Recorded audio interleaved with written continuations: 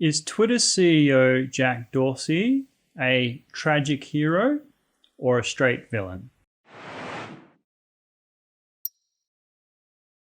Hello, welcome to Dangerous Policy, a channel aimed at intelligent people wanting to discuss important issues facing life and society.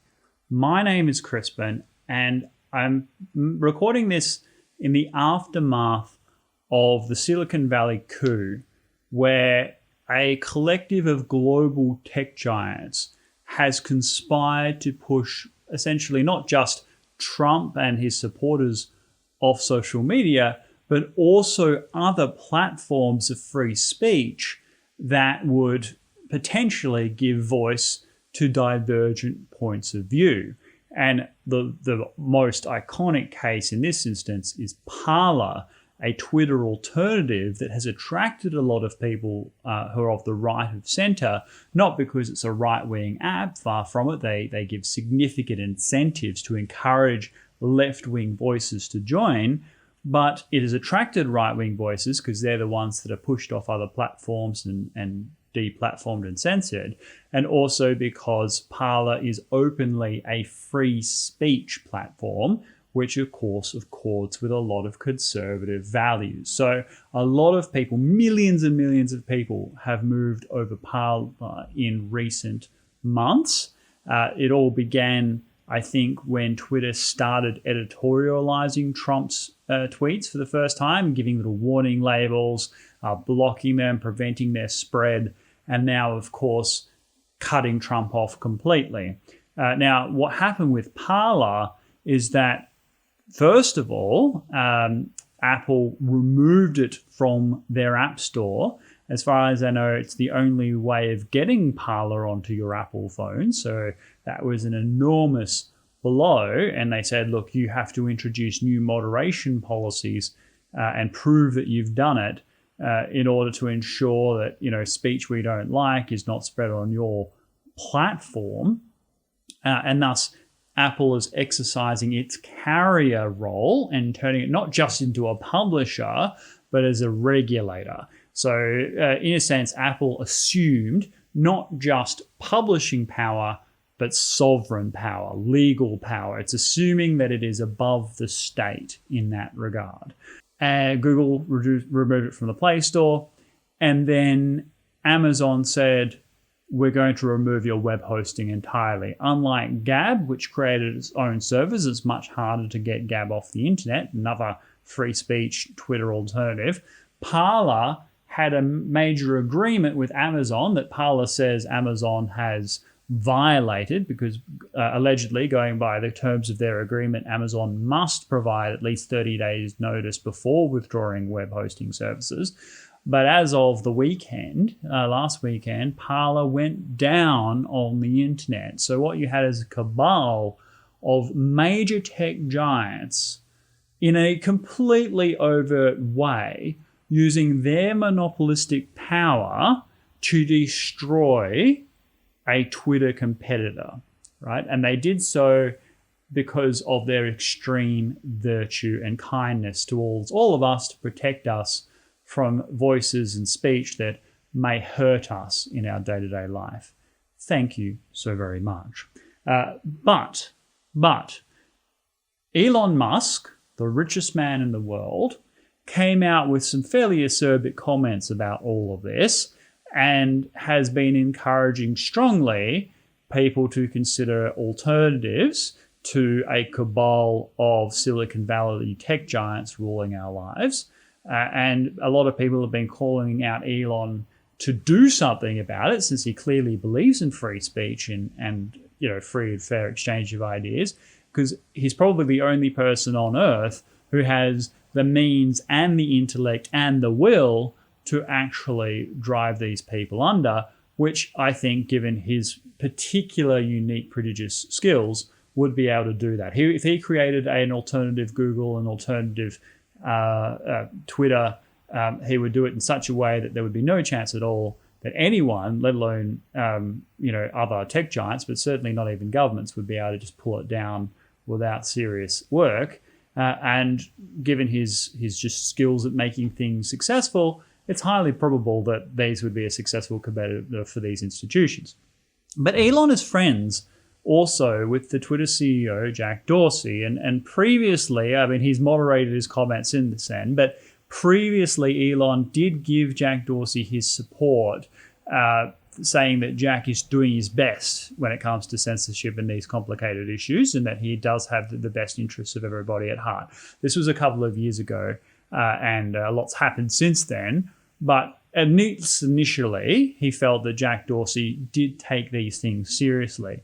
Now, to that end, Jack Dorsey did publish a large thread on Twitter discussing these censorship issues in the wake of the removal and deplatforming of the President of the United States. And I'm going to read it to you entirely because I find it very interesting, and then we'll have a discussion about it. He said, and I quote, "I do not celebrate or feel pride in our having to ban Donald Trump from Twitter or how we got here. After a clear warning we'd take this action, we made a decision with the best information we had based on the threats to physical safety, both on and off Twitter. Was this correct?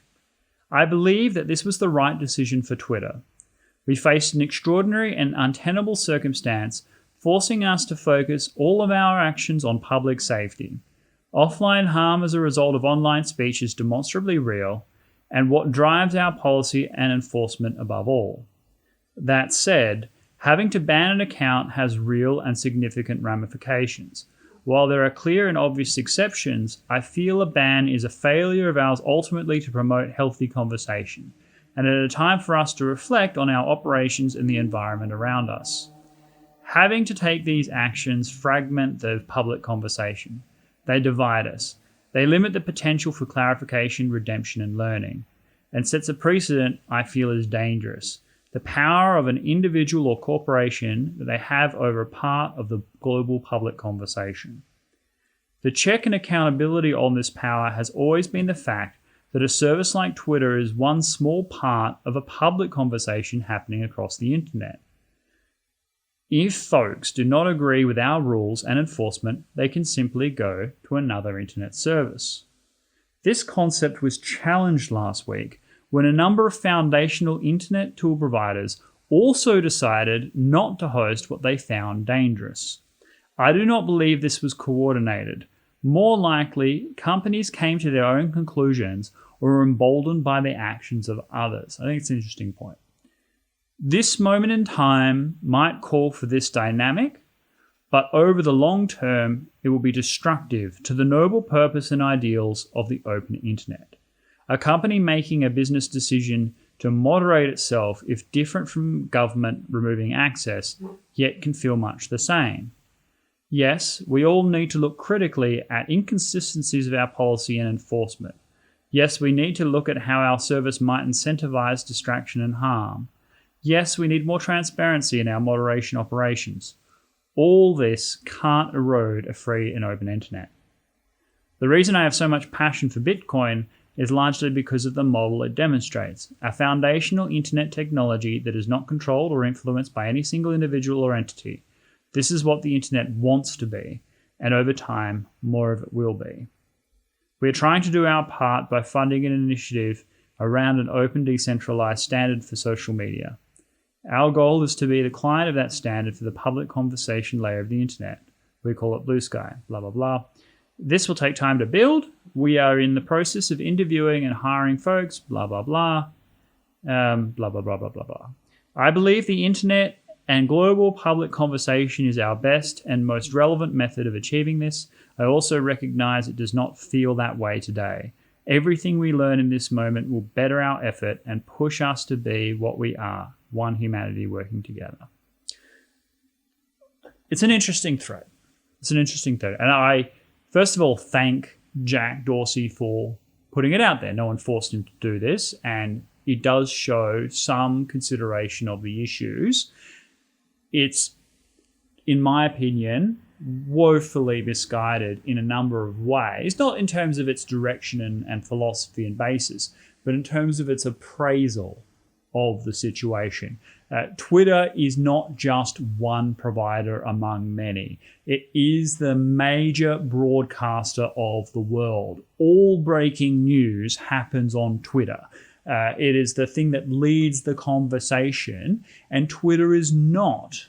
And Jack Dorsey in particular, some neutral arbiter. In the wake of Trump's removal, they purged some 20,000 accounts online. It is a daily recognition that Twitter lets certain things trend that is of their political bias while suppressing other hashtags from going anywhere. There's my own thing had been removed at certain stages. Some tweets that I've put out there have been crushed in terms of whether they're allowed to be shared or commented on. And this is true not just for my account, but for hundreds of thousands of others as well. What Twitter is trying to control the conversation. It is not trying to allow free speech. And one of the things that Jack said that was extremely revealing there was to say, we had to censor Donald Trump. No, you did not have to do that. In fact, it was woefully immoral to suppress the speech of the President of the United States. It went against the First Amendment of the Constitution and totally debased your own carrier protection. So this kind of, flowery rhetoric to sort of suggest that this is a really complicated issue and therefore, we are working towards this, new great world. That's just totally false. Twitter intervenes in this way every day and has always exercised significant market power when it came to the international conversation. But there is one area where I want to give Jack Dorsey a bit more credit, and that's I kind of sympathize with what he said in terms of it not being this sort of coordinated attack where Google and Twitter and Facebook all work together to kind of suppress the speech of the President of the United States. What they did was they used each other as cover. One would move, and then another would move a bit further, and then a third one would say, ban him entirely, and then they all did. I think that is true, and that kind of reflects the pattern of behavior that we saw. And so Twitter made a decision to suppress the speech of the President of the United States, a totally unethical thing to do, incredibly harmful to our world in terms of our individual sovereignty. If it happens to Trump, it can happen to everyone, and it absolutely does. And if you're a champion of this censorship, I've talked about this many times, you are inviting this to happen to you as well at some stage. Everyone seems to be, and we do see this, like people have been long cheering these sort of deplatformings until it happens to them. And I can think of J.K. Rowling probably being the most prominent one. For years, she was the one kind of the darling of the radical left, who was applauding people being deplatformed and censored and removed from public speaking tours and having their book contracts cancelled and all of that sort of stuff, until of course it came to the trans issue, in which case she was completely removed. If you are of the radical left and you are cheering this sort of stuff, remember the crocodile might eat you last, but it's still absolutely going to eat you. The thing though with Jack Dorsey and Twitter is that he probably was acting in good faith when he said that, look, Twitter made a move on the basis of Twitter's narrow self-interest and thought that there were other providers out there that people could go to if they wanted to exercise a free speech open slather platform, because Twitter felt constrained by its own policies and procedures that ultimately led to the removal of Donald Trump. Now, while I absolutely despise Jack Dorsey's decision and do think he's being slightly duplicitous when it comes to the widespread censorship that Twitter engages in on a regular basis, I am sympathetic to that singular point that he didn't realize that this was going to create an avalanche of major tech giants essentially forming its own oligopoly to suppress speech worldwide. And perhaps he would have had more pause had he known that was going to happen, because it certainly looks very bad. And he is cognizant of the risk of a small cabal of Silicon Valley elites deciding what is appropriate speech and knowledge for everyone to hear in their day-to-day lives. He recognizes the limits of that moral authority. So that is a good thing. And hopefully it will leads to some change. But what I ultimately think was the catalyst here was the removal of Parler, like I said in the start of this video. I think he's realized that what has happened here is they've censored Donald Trump, and then Silicon Valley has removed his competitors. And that is an enormously bad look. That looks like people abusing their monopolistic power to cement their own commercial interest, as well as manipulate the global political conversation in their favor. But I'll just leave you with this. This criticism, while perhaps Jack was unintentional as to the consequence, these consequences were clearly foreseeable, and Twitter has manipulated things in the past. As I said, I did a long video on how they suppressed Hunter Biden's business dealings with the Ukrainian energy company, for which he was being paid many tens of thousands of dollars a month for a board to provide access to the White House, even though he didn't speak a word of Ukrainian and had no energy background. He had received millions of dollars from the Chinese government and the mayor's wife of Moscow for all kinds of extremely dubious reasons. And all of that was suppressed by Twitter in the lead up to the election. So it's not just a matter of people saying things that may or may not cause harm in real life. Twitter is deciding who your political masters should be. And Jack, in all of that kind of warm words and flowery language across that, and I do give him credit for that because he didn't have to do it and was thoughtful, he is this also demonstrating an extraordinary lack of self-awareness when it comes to the pernicious and evil that Twitter is having on the global conversation as a whole. So he needs to do a hell of a lot more than just improve policies and procedures and moderation going forward. He needs to fully understand the true dark reckoning that Twitter needs to have and account for all its crimes against democracy that have happened to this point. That's my view. Please leave your comments down below and let me know what you think. Are you sympathetic to what Jack has said here? Am I being too harsh? Maybe I am. Certainly leave your thoughts. Please do give a like to this video and subscribe if you haven't already. We do talk about censorship and freedom of speech and sovereignty of the individual a lot. So if you're interested in that, please stick around. Thank you very much, and I'll see you next time.